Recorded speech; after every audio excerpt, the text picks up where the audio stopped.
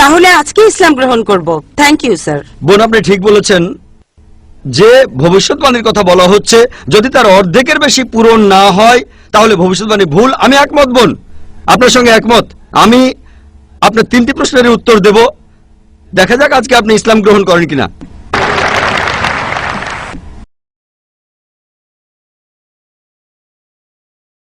Good evening sir. আমি পেশায় একজন শিক্ষিকা, এছাড়াও আমি ইসলাম ও অন্যান্য ধর্ম নিয়ে রিসার্চ করি। আপনার নামটা কি জানতে পারি? আমি নীলিমা। আপনার লেকচারের জন্য অসংখ্য ধন্যবাদ। তবে আমি কিছু ব্যাপারে একটু জানতে চাই। যেমন আপনি ভবিষ্যৎ পুরাণের কথা বললেন, 3য় খণ্ডের 3য় অধ্যায় 5 থেকে 8 নম্বর শ্লোক। আমি আপনাকে আরেকটা ব্যাপার জানিয়ে রাখি যে হয়তো আপনিও এটা জানেন। ধরেন ঈশ্বর যে নবীকে পৃথিবীতে পাঠান, সেই নবী তার উদ্দেশ্যে বলা ভবিষ্যৎবাণীগুলো পূরণ করবেন। যদি সেই নবী অর্ধেক বা তার কম ভবিষ্যৎবাণী পূরণ করেন, তাহলে তাকে নবী বলা যাবে না। এটা একটা সাধারণ যুক্তির ব্যাপার। এবারে ভবিষ্য পুরাণার কথা বলি।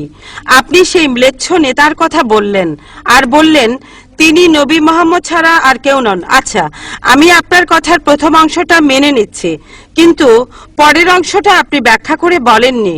এখন আপনাকে বলি, ম্লেচ্ছ একটা সংস্কৃত শব্দ, আর সংস্কৃত ডিকশনারি অনুযায়ী ম্লেচ্ছ শব্দটার অর্থ অনার্য অথবা পাপী অথবা খারাপ লোক।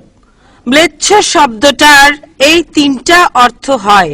তাহলে কি বলা যায় মোহাম্মদ ছিল পাপী অথবা খারাপ লোক? আরেকটা ব্যাপার হলো, এই ভবিষ্যৎবাণীর দ্বিতীয় শর্তটা, সেটা হলো তিনি একটা মরুস্থলে জন্মাবেন।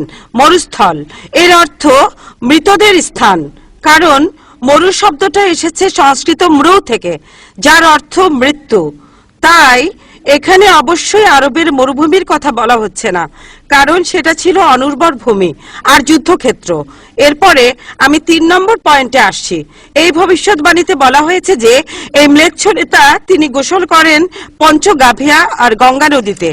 আর এটা আমরা সবাই জানি যে গঙ্গা নদী, এই নদীটা আরবে নয়, গঙ্গা নদী রয়েছে ইন্ডিয়ায়। এটা পৃথিবীর সবাই জানে। এবার পঞ্চগাভিয়ায় গোসল করা সম্পর্কে বলি। পঞ্চগাভিয়া মানে গরু থেকে উৎপন্ন 5টা উপাদান। এই উপাদানগুলো হলো দুধ, দই, ঘি, প্রস্রাব, গোবর। এখন ভবিষ্যৎবাণীটাকে সত্যি হতে গেলে এই কথাটাও তাহলে সত্যি হতে হবে।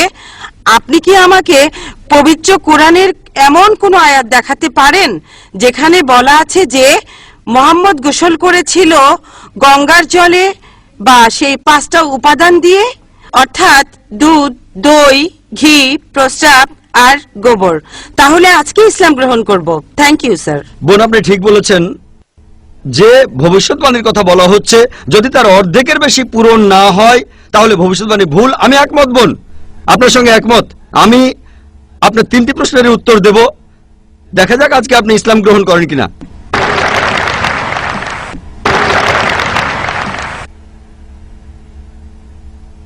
এটাও হতে পারে আপনি আমার সঙ্গে একমত হবেন না, আমি যা বলবো। আমি একমত। ম্লেচ্ছ এই শব্দটার 3টি অর্থ আছে। ম্লেচ্ছ এর একটা অর্থ হলো অনার্য অর্থাৎ বিদেশি, আরেকটা অর্থ হচ্ছে পাপী, আরেকটা অর্থ হলো খারাপ লোক। আর দেখবেন ইন্ডিয়ায় হিন্দুরা সাধারণত মুসলিমদের বলে থাকে ম্লেচ্ছ। তারা যখন এভাবে বলে তারা আসলে বোঝায় পাপী আর খারাপ লোক, কিন্তু এর আরেকটা অর্থ হলো বিদেশি। যখন আমি লেকচারে কোনো ধর্মগ্রন্থ থেকে উদ্ধৃতি দেই, সেখানে একটা শব্দের যদি অনেক অর্থ হয়, ব্যাপারটা এমন না ধরেন শব্দটার 4টা অর্থ আছে, তার মধ্যে 3টা অর্থ এখানে খাটে না, মাত্র একটা ঠিক হলেও অর্থ সঠিক হতে পারে। যেমন ধরেন কোরআন বলছে তোমরা শূকর খেও না। আজকে যদি ডিকশনারি খোলেন, এই শূকর শব্দটার একটা অর্থ হলো পুলিশ অর্থাৎ পুলিশ অফিসার, তাহলে একটা অর্থ শূকর, আরেকটা অর্থ পুলিশ অফিসার। তবে কোরআন বাইবেল এটা বোঝায়নি। বাইবেলে বুক অব লেভিটিকাস 11 অধ্যায় 7 থেকে 8 অনুচ্ছেদে আছে, বুক অব ডিউটেরোনমি 14 অধ্যায়ের 8 অনুচ্ছেদে আছে, বুক অব আইজায়া 65 অধ্যায়ের 2 থেকে 5 অনুচ্ছেদে আছে, বলা হয়েছে তোমরা শূকর খেও না, কিন্তু পুলিশকে বোঝায়নি বাইবেল।